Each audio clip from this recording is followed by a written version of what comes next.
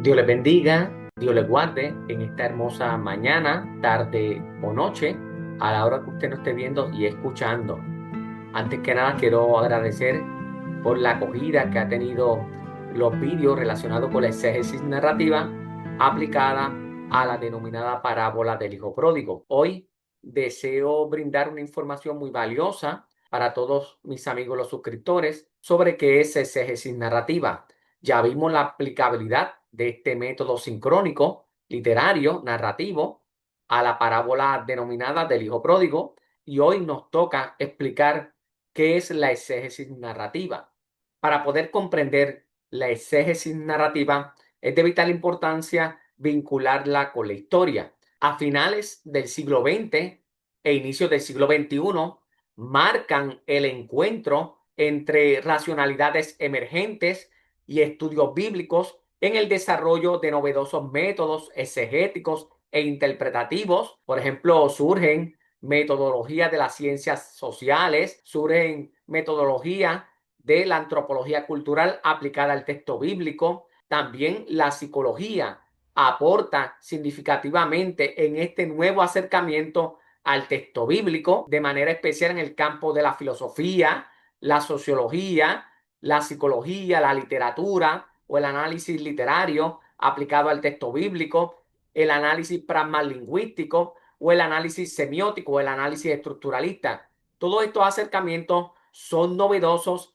particularmente a comienzo del siglo XXI, pero hay que destacar que hasta la mitad del siglo XX son los métodos histórico-críticos los que tienen el poder hegemónico, o diríamos que es el caballito de Troya en la investigación académica, particularmente la exégesis europea o exégesis alemana. Todo estudiante que quería o deseaba estudiar ciencias bíblicas debería incursionar en el método racionalista llamada la crítica histórica o los métodos histórico-críticos, que era precisamente la metodología o las metodologías aplicadas al estudio científico de la Biblia en dichas universidades. Pero para la década de los años 60 y 70, las críticas no se hicieron esperar. Y es que en la actualidad el agotamiento y el debilitamiento de los métodos histórico-críticos como herramientas indispensables para la interpretación científica del texto bíblico parece llegar a su fin. Muchos críticos literarios o en New Criticism argumentan que los métodos histórico-críticos han llegado a tal extremo que se han debilitado, han entrado en un agotamiento o en un debilitamiento. Y esto responde al carrusel hipotético o hipótesis interminable o el pensamiento circular vicioso de las hipótesis de los métodos histórico-críticos. Se considera agotado a reformular hipótesis constantemente sin llegar a conclusiones definitivas. Por eso es que ellos argumentan que un carrusel sin fin es un carrusel hipotético o es un pensamiento circular que no llega a ninguna parte. Por lo tanto, no llegan a conclusiones definitivas, perdiendo de vista el mensaje teológico central del texto bíblico. El segundo punto que hablan los críticos literarios acerca del agotamiento o el debilitamiento de los métodos histórico-críticos es la ideología historicista. Al aplicar precisamente el pensamiento o la dialéctica hegeliana, tiende al idealismo, viendo todo como condicionado culturalmente, lo que puede derivar de un subjetivismo que ignora la trascendencia del texto bíblico. Y habíamos mencionado en una vez anterior que lo que perdura o los presupuestos epistemológicos y filosóficos precisamente de los métodos histórico-críticos es el inmanentismo filosófico naturalista, racionalista, que subyace en dichas metodologías. Con esto lo que queremos decir es que los métodos histórico-críticos argumentan que todo ha de entenderse dentro de las coordenadas histórico-sociales, dentro de las realidades inmanentistas, dentro de las cuestiones genéticas del texto bíblico en sí mismo y no desde el mensaje teológico universal que el texto bíblico plantea. Así que los métodos histórico-críticos son víctimas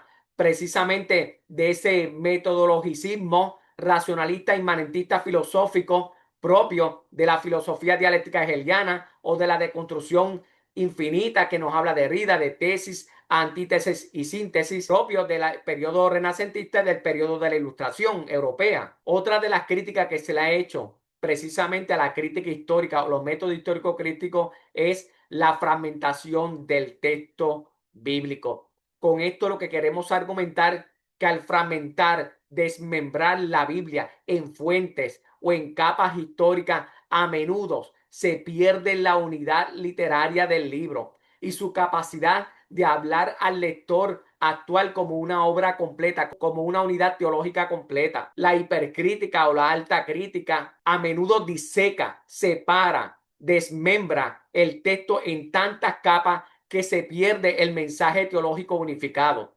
Esto lo veníamos ilustrando ya en un video anterior en nuestro canal pasado, donde yo argumentaba precisamente que es como un cuerpo que es anestesiado y es llevado por un cirujano a un quirófano y es dividido en capas para objeto de estudio, pero llega un momento dado que el más cálculo de error que comete este cirujano realmente puedes asesinar un cuerpo, puede destruir un cuerpo o la unidad integral de este cuerpo y nos convertimos en cómplices de asesinar un cuerpo. De igual forma, los métodos históricos críticos corren el riesgo de asesinar la intención teológica y el mensaje unificado del texto bíblico al desmembrarlo en muchas capas y convirtiendo en un cuerpo extraño, anómalo, sin unidad coherente. Eso es lo que le pasa a los métodos históricos críticos en la actualidad. Incluso puede llegar a poner e insertar elementos foráneos extraños propios de la ilustración a un texto que es ajeno a ese tiempo. Eso se conoce como anacronismo exegético. Así que hay que tener cuidado y ser hermeneutas de la sospecha al poner elementos foráneos y extraños al texto bíblico. Otro punto a destacar que los críticos literarios han hecho a los métodos históricos críticos es la hermenéutica de la sospecha. Al acercarse al texto con un espíritu hipercrítico o puramente racionalista, puede excluirse la dimensión espiritual o el misterio que la fe cristiana considera central para su fe. Otro punto que me parece que es uno de los más importantes es la distancia histórica.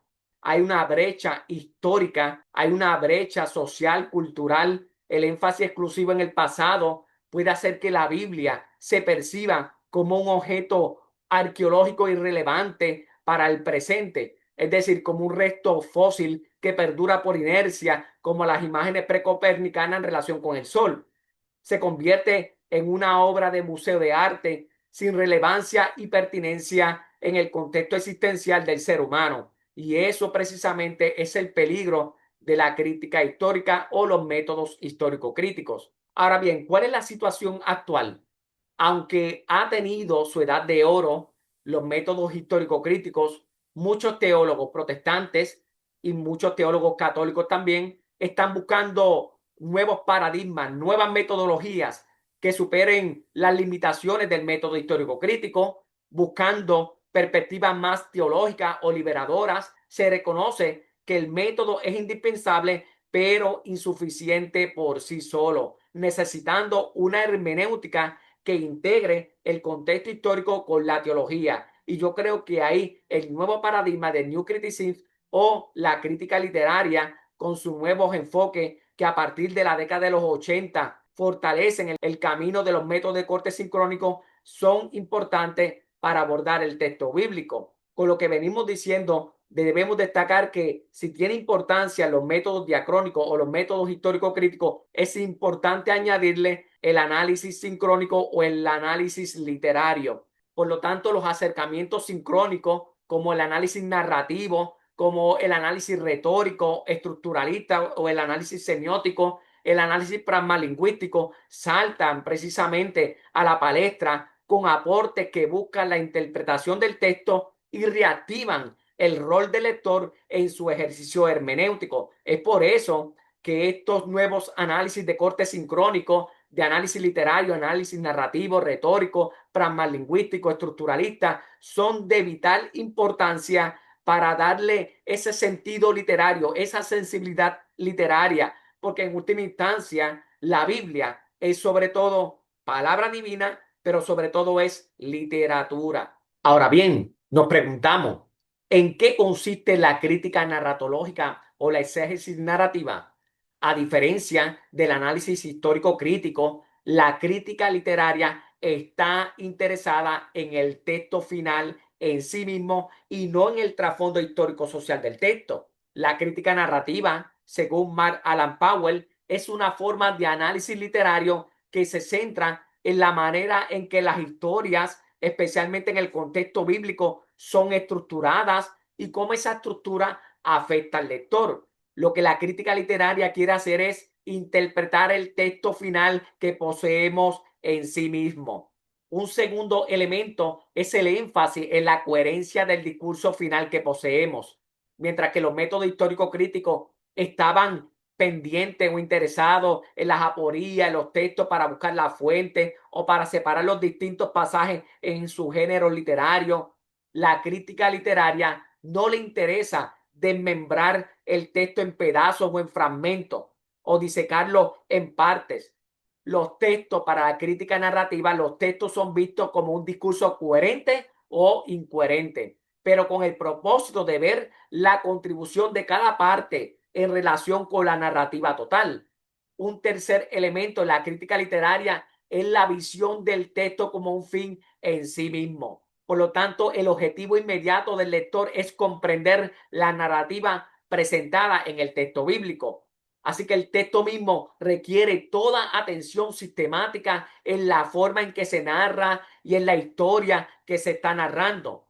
Un cuarto elemento es que la narratología o la crítica narrativa está enfocada en la función poética del texto mismo. Y eso lo hemos venido destacando precisamente en la exégesis narrativa aplicada a la denominada parábola del hijo pródigo. Lo importante para la crítica narrativa es la interacción entre el texto y el lector. Así que la crítica narratológica parte de la premisa de la autonomía del texto sobre su trasfondo histórico-social. No es que ignore el trasfondo histórico-social, sino que lo que pretende ver el texto en su finalidad en sí mismo. El texto es un objeto suficiente como objeto de análisis y eso es lo que ha perdido precisamente los métodos histórico-críticos. Se olvidaron de que el texto bíblico es ante todo literatura. Por lo tanto, la narratología pondrá su foco en las figuras del lenguaje, pondrá su atención en los símbolos presentes en esa narración, en la interacción entre las palabras como medio para el surgimiento del significado, pondrá su atención en los tropos, las figuras del lenguaje, en el desarrollo de los personajes. Esta disciplina examina la trama, los temas que manifiestan tensión, ironía y paradoja. Son lugares en el tejido del texto que requieren la atención del investigador o del crítico narrativo. También examina la intriga de una narrativa, como lo vimos en la exégesis de la parábola del hijo pródigo, el desarrollo de los personajes, cómo van sufriendo transformaciones estos personajes. Como vimos en la parábola anterior, hay personajes que sufren una gran metamorfosis, una gran transformación, que son evolutivos a través de la trama narrativa. Hay otros personajes dentro de la trama narrativa que sencillamente son involutivos, son antipáticos y no sufren ningún cambio. Hay otros sencillamente que son avalorios, matices o parte del adorno narratológico. Así que hay que observar el desarrollo de los personajes con los verbos que lo acompañan. También es importante ver la perspectiva del narrador o cómo se produce el punto de vista en una narrativa. El autor implícito es un tema importante dentro de la exégesis narrativa. El narrador, el lector implícito son elementos medulares en una lectura narratológica. Otro elemento vital, como ya mencionábamos, son las figuras del lenguaje o los tropos y otros elementos narrativos para comprender la intención del autor y el impacto que se espera que la historia tenga en el público. Con esto queremos decir que hay lectores que son competentes y hay lectores que son incompetentes de no aceptar la oferta o propuesta que se está presentando dentro de la narrativa. En resumen, la crítica narrativa, según Powell, es un enfoque literario para analizar las historias, especialmente en textos bíblicos, enfocándose en la estructura, la perspectiva del narrador